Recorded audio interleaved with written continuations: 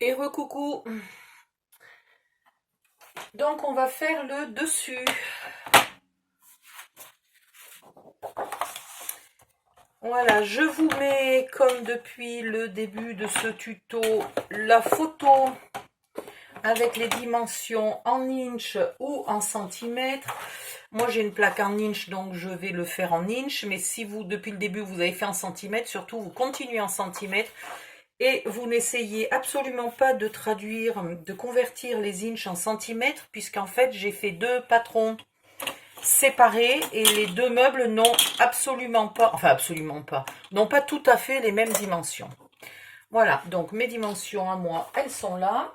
Il me faut une feuille noire et il me faut un petit plioir bleu. Voilà. Alors, je ne vous donne pas les dimensions puisque vous devez suivre le patron. Alors, si vous avez comme moi, pourquoi je dis alors toutes les 2 secondes? Si vous avez comme moi une plaque là qui se plie en deux et que vous deviez justement faire un trait pile poil à côté de ce pli là, de cette bordure, et ben ça va jamais droit. Donc vous mettez votre marque, vous vous décalez, vous le faites ailleurs. Voilà. Et 6. Hop. Voilà. Là, je vais couper pour pas rainurer mon papier en bas, puisque je n'en ai pas besoin. J'aime pas faire du gaspillage, donc cette grosse chute servira à faire autre chose.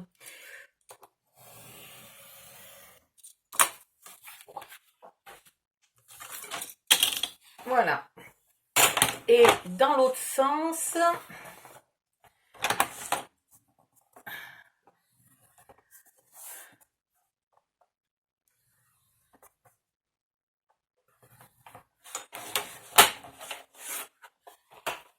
impeccable. Ici, c'est aussi, je coupe. Je vous rappelle que sur les photos des patrons avec les dimensions, enfin, c'est pas vraiment un patron, hein, parce que les dimensions sont bonnes, parfois les dessins ne sont pas bons. Quand je fais un trait, ça veut dire couper. Quand je fais des pointillés, ça veut dire plier. Jusque là, je pense que normalement tout le monde l'avait deviné. Alors, ça va aller là-dessus. Donc, je vais couper. Je le mets dans le sens là. La longueur est ici, la largeur est ici. Donc, je coupe ici. Et j'épointe légèrement. Voilà, je coupe ici.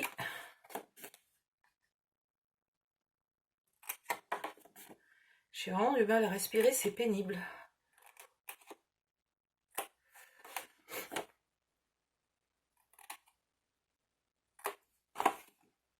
Et non, j'ai pas le coronavirus, hein, je vous rassure. Ou en tout cas, si je l'ai sûrement pas fort parce que je suis pas malade à crever. Voilà, j'ai juste une bronchite qui traîne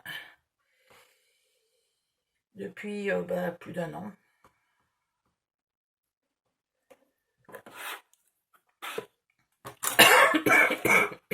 Avec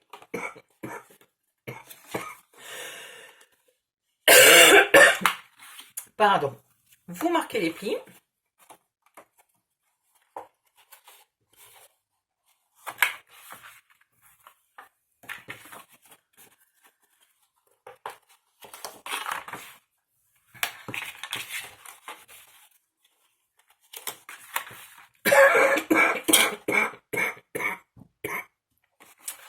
Hop, et que j'en ai marre.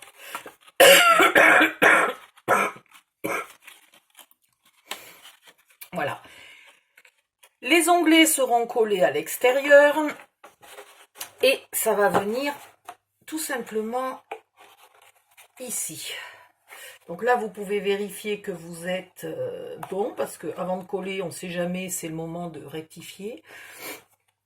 Alors, ici, vous voyez que mes meubles, ils font une légère bosse, hein, c'est parce que quand on a collé ça, on l'a serré. Donc ici, quand je vais venir le coller, Je vais forcer un peu pour venir à ras ici, que les deux morceaux coïncident. Et du coup, je cale mes tiroirs en dessous. Donc ça sera un petit peu moins calé devant, mais c'est pareil. Je vais me mettre bien ici et bien là. Voilà. Tout simplement. Donc maintenant, entre la toux et le chat dans la gorge, voilà, je colle mes petits onglets.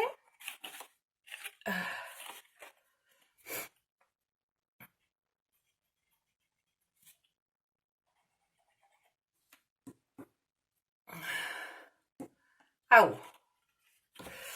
Vous pouvez mettre une petite pince.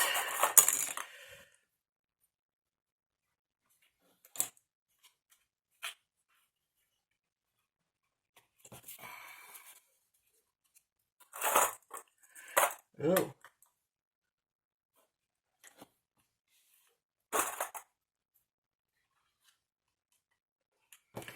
Voilà, vous attendez un tout petit peu que ça colle. Bon, moi là en l'occurrence, je ne vais pas attendre trop longtemps. Vous mettez de la colle dessous.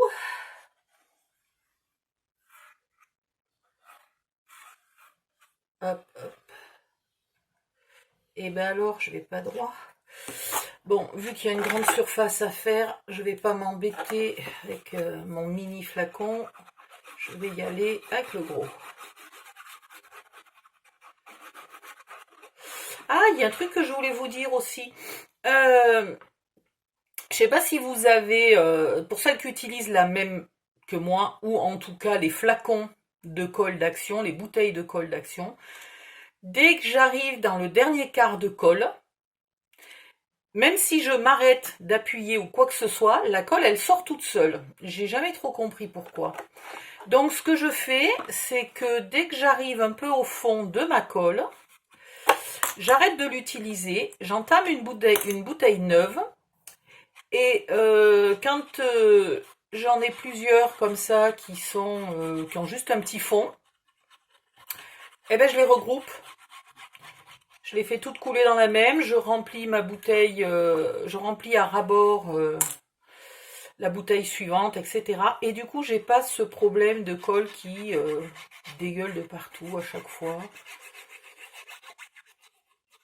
Alors, vous pensez bien de ne pas en mettre sur le côté qui sera devant hein, de la colle. Bon, si vous en mettez, c'est pas très grave, vous la laissez sécher puisqu'on collera quelque chose par-dessus. Mais enfin, ça va se voir un peu, quoi, ça sera moche. Ça se verra sur les bords. Voilà. Donc, lorsque vous avez mis votre colle de partout, vous appliquez, hop. Voilà. Puis, vous appuyez un peu pour vous mettre bien à ras. Voilà. Quand vous êtes bien à ras, vous mettez des pinces à linge, des pinces ou ce que vous pouvez.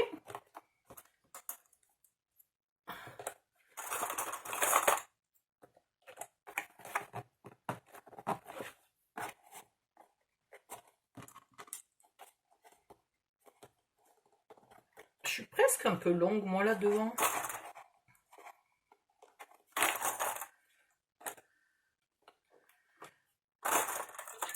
Faut dire que comme j'y vois rien du tout aujourd'hui, voilà.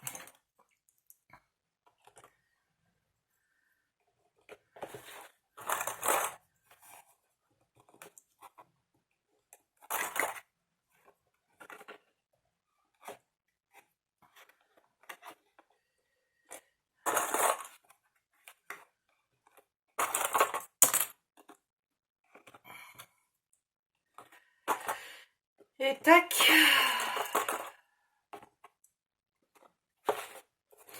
Voilà. Donc là, on aura évidemment un petit décor.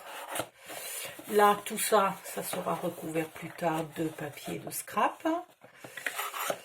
Donc, et la prochaine vidéo, c'est le dessous. À tout à l'heure.